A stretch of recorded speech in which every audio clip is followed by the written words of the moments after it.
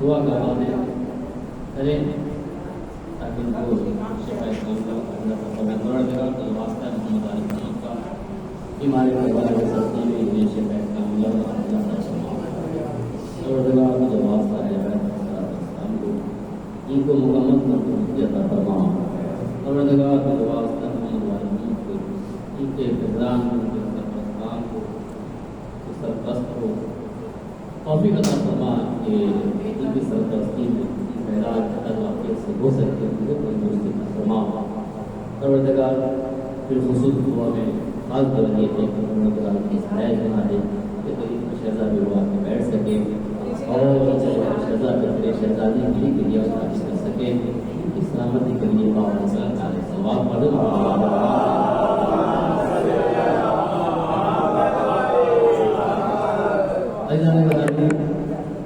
کی تعمیر میں عزیز سے بات ہے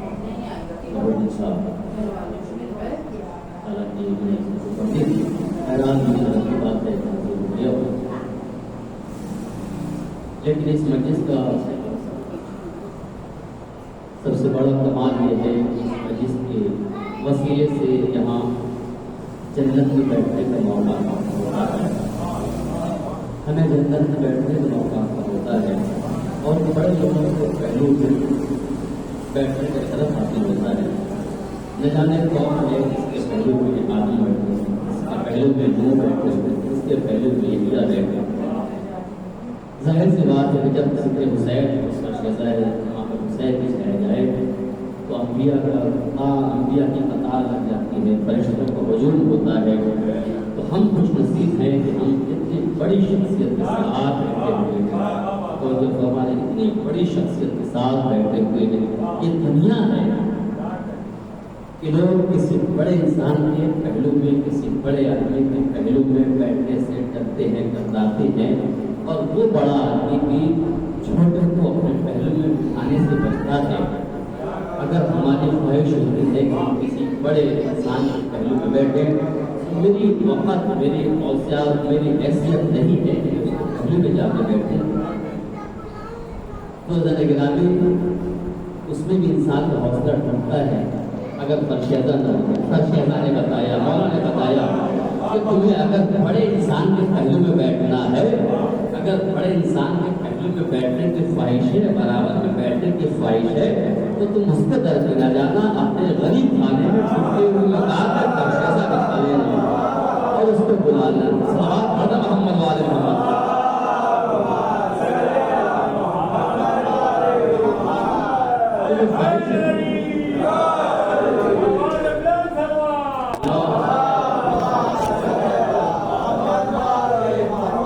تمہیں خواہش ہے کہ بڑے انسان کے پہلو میں بیٹھا جائے تو تم کچھ نہ کرنا، اپنے گھر میں ٹوٹے ہوئے مکان میں فرشیدہ حسین بچھا لینا اور اسے بھی دعوت دینا کہ میرے گھر فرشیدہ حسین بچھا ہوا ہے، تشریف لے آئے۔ اور جب وہ اس فرش پہ آ جائے کہ یہاں جو ذرہ جس جگہ وہیں آتا، جب آ کے بیٹھ جائے تو تم کو اسی کے پہلو میں جا کے بیٹھنا، اور جب تمہیں آنکھیں پھاڑ کے دیکھنے لگے، بھول کے دیکھنے لگے، تو تم بھی اسی انداز میں دیکھنا اور یہ کہنا کہ وہ تمہارا دربار تھا جہاں تم نے اپنے پہلو میں بٹھانے سے منع کیا، یہ حسین کا دربار ہے، یہاں نہ کوئی امیر ہوتا ہے نہ غریب ہوتا ہے۔ سلمان پڑھنا محمد والے محمد۔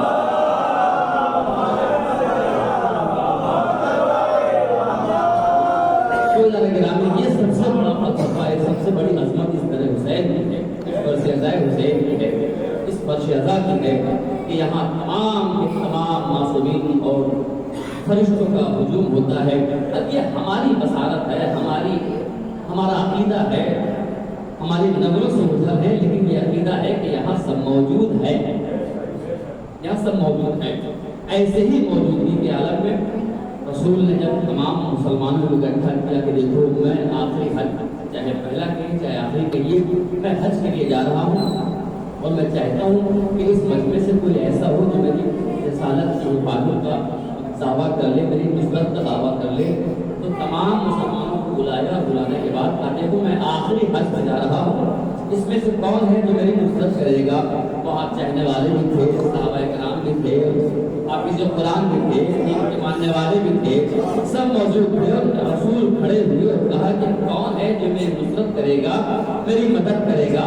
تو وہاں حافظ قرآن بھی بیٹھے تھے، دین کے ماننے والے بھی بیٹھے تھے، صحابی بھی بیٹھے تھے، کوئی نہ اٹھا، کوئی نہیں کہا کہ یا رسول اللہ میں آپ کی نصرت کروں گا۔ ایک گوشے میں 12 برس کا بچہ، اس نے کہا انا ناصرک یا رسول اللہ۔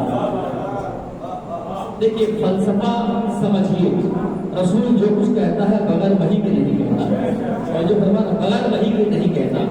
جیسے ہی بچے نے کہا رسول نے بٹھا دیا، پھر فرمایا کون ہے جو میری نصرت کرے گا، میری مدد کرے گا؟ تھوڑی دیر تک سناٹا چھایا رہا، پھر کوئی نہ بولا، پھر وہی بچہ اٹھا اور اٹھنے کے بعد کہتا ہے انا ناصرک یا رسول اللہ۔ پھر دوبارہ بھی رسول نے بٹھا دیا، پھر فرمایا، پھر وہی جملہ دہرایا، پھر وہی تکرار کی، کون ہے جو میری نصرت کرے گا؟ میں آخری حج ہے، میں حج پہ جا رہا ہوں، کون ہے جو میری نصرت کرے گا، جو میری مدد کرے گا؟ تو تھوڑی دیر کے لیے سناٹا چھایا، اور پھر وہی بچہ اٹھا، اٹھنے کے بعد کہنے لگا کہ انا ناصرک یا رسول اللہ۔ اب یہاں پہ ایک سوال پیدا ہوتا ہے کہ رسول نے 3 مرتبہ علی کو بٹھایا، کیوں؟ اس لیے کہ اس میں مصلحت تھی کہ اگر پہلی مرتبہ میں ایکسپٹ کر لیتے تو کہنے والے یہ کہہ دیتے یا رسول اللہ، ہم تو کہنے والے تھے مگر علی نے موقع ہی نہیں دیا۔ صلوات علی محمد و آل محمد۔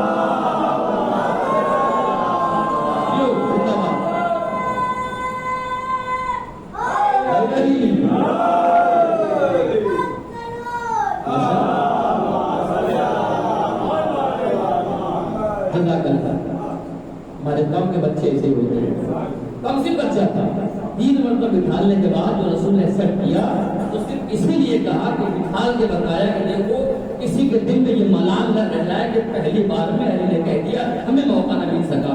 اب جیسے بچے نے کہا انا ناصرک یا رسول اللہ، تو عربی کی لغت میں یہ کہنا اس بات کی دلیل ہے، اگر بچہ یہ کہتا کہ اے اللہ کے رسول میں آپ کی مدد کروں گا، میں آپ کی نصرت کروں گا، تو وہ نصرت وہ مدد صرف رسول کی زندگی تک کی تھی، لیکن انا ناصرک یا رسول اللہ کہہ کے بچے نے اس بات کا اعلان کیا کہ اے اللہ کے رسول جب تک آپ کی رسالت باقی رہے گی تب تک ہماری نصرت باقی رہے گی۔ صلوات علی محمد و آل محمد۔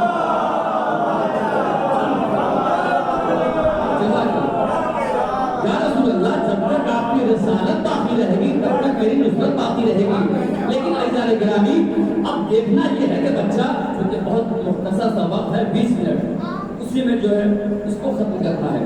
یا رسول اللہ بچے نے کمسن بچے نے وعدہ تو کر لیا، لیکن ایک ضعیف کا کی مدد کرنا ہے، اس کی نصرت کرنا ہے، وہ کیسے ہو سکتی ہے؟ یہ عقل میں نہیں آتی۔ مجمع سے رسول اٹھے اور اٹھنے کے بعد مکہ کی طرف چلتے جب بازار میں پہنچے تو اس بازاری نے، ایک بازاری تھا اور پیچھے رسول جا رہے تھے، رسول کے پیچھے علی جا رہے تھے، آگے رسول چل رہے تھے اور تمام چاہنے والے بھی جا رہے تھے۔ جیسے ہی مکے کی گھنی گلیوں میں پہنچے، بازار میں ہوتے ہوئے نکلنا چاہتے تھے تو کسی بازاری نے انگلی کے اشارے سے اور سنیے گا، کسی بازاری نے انگلی اٹھا کے اشارہ کیا کہ یہی ہے وہ رسول جو ہمارے خداؤں کو برا کہتا ہے۔ بہت توجہ، یہی ہے وہ رسول جو ہمارے خداؤں کو برا کہتا ہے۔ اور کیسے خدا کو؟ ایسے خدا کو کہ ہم اپنے خدا کو اپنے ہاتھوں سے بناتے تھے اور شام تک جب مجھے بھوک کا احساس ہوتا تھا تو اپنے خدا کو اپنا رزق بنا لیتے تھے۔ ایسے خدا کو برا کہتا ہے۔ بس جیسے ہی بازاری نے انگلی اٹھا کے یہ کہا کہ دیکھو یہی وہ رسول جو ہمارے خداؤں کو برا کہتا ہے، ادھر رسول کی نصرت کرنے والا بچہ اس منظر کو دیکھ رہا تھا، اس منظر کو دیکھ رہا تھا، بہت توجہ، اس منظر کو دیکھ رہا تھا۔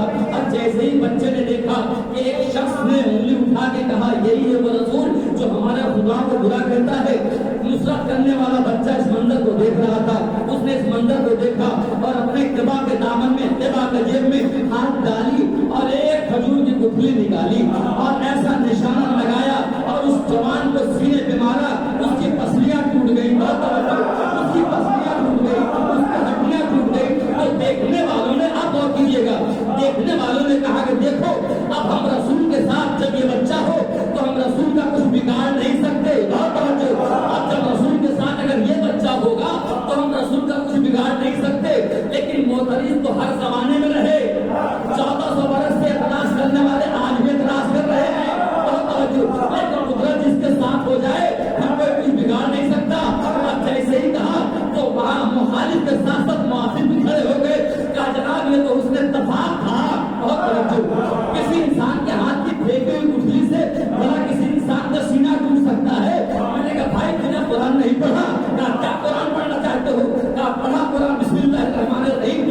علم ترى کیف فعل ربک بأصحاب الفیل الم یجعل کیدہم فی تضلیل وارسل علیہم طیرا ابابیل. مکے کی کھلے بازار میں یہ اعلان کر رہے ہیں کہ بتاؤ جب چھوٹے سے پرندے کے پنجے میں مسور کے دانے کے برابر جیسے کنکریوں سے 70,000 ابرہا کا لشکر نابود ہو سکتا ہے تو کیا امام کے ہاتھ کی پھینکی ہوئی گٹھلی سے کسی کا سینہ نہیں ٹوٹ سکتا؟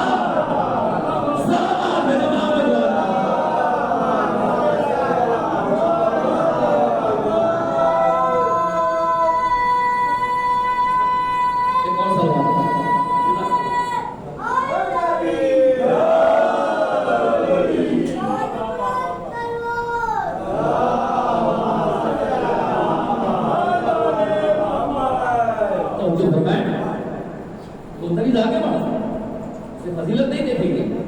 فرمایا بھلا کسی انسان کے ہاتھ کی پھینکی ہوئی گٹھلی سے کسی مرد کا سینہ ٹوٹ سکتا ہے؟ یہ تو اس نے اتفاق ہے. اسی بازار میں قرآن نہیں پڑھا. کیا مطلب؟ علم ترى کیف فعل ربک بأصحاب الفیل الم یجعل کیدہم فی تضلیل وارسل علیہم طیرا ابابیل. ابابیل کے پنجوں میں مسور کے دانے کے برابر جیسی کنکریوں سے 70,000 ابرہا کا لشکر مانندے بھوسا ہو سکتا ہے تو کیا امام کے ہاتھ کی پھینکی ہوئی گٹھلی سے شمشاد صاحب کسی کا سینہ نہیں ٹوٹ سکتا؟ پھر معترض آگے بڑھا. اس نے کیا فرمایا؟ معترض کہا یہ تو حسن اتفاق تھی. ایسا ہو گیا. دوسرے نے کیا کہا کہ اگر کسی انسان کے ہاتھ کی پھینکی ہوئی گٹھلی سے کسی مرد کا سینہ ٹوٹا, اس کی پسلیاں ٹوٹی تو وہ رسول اللہ کی حفاظت کی وجہ سے رسول اللہ کی حفاظت تھی. میں نے کہا دونوں سوال کا جواب آپ نے دیا ہے. اگر یہاں ایک انسان کے ہاتھ کی پھینکی ہوئی گٹھلی سے کسی انسان کے پسلیاں ٹوٹ جائے, کسی انسان کے سینے کی ہڈیاں ٹوٹ جائیں تو وہ رسول اللہ کی حفاظت ہے. اور توجہ, وہ رسول اللہ کی حفاظت ہے. تو میں نے مجھے کہنے دیجیے کہ اگر کسی انسان کے ہاتھ کی پھینکی ہوئی گٹھلی سے کسی کا سینہ ٹوٹ رہا ہے تو رسول اللہ کی حفاظت کے لیے تو کہنے دیجیے کہ ابابیل کے پنجوں کے مسور کے دانے کے برابر جیسے کنکریوں سے 70,000 ابرہا کا لشکر نابود ہو رہا ہے تو بیت اللہ کی حفاظت کی وجہ سے. میں نے کہا بس یہی کہنا چاہتا تھا کہ وہاں رسول اللہ ہے, یہاں بیت اللہ ہے, وہاں بھی اللہ اور یہاں بھی اللہ. سلام بھیجے محمد.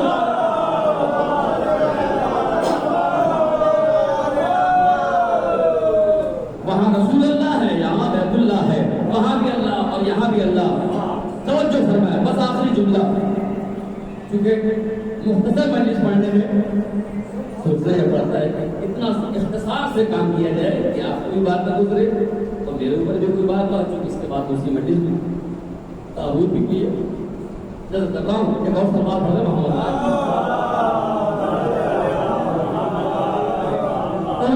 حفاظت کس کی ہے؟ نبوت. صرف نبوت کی حفاظت نہیں ہے بلکہ رسالت کی حفاظت ہے, انسانیت کی حفاظت ہے, قرآن کی حفاظت ہے, اسلام کی حفاظت ہے, دین کی حفاظت ہے, انسانیت کی حفاظت ہے.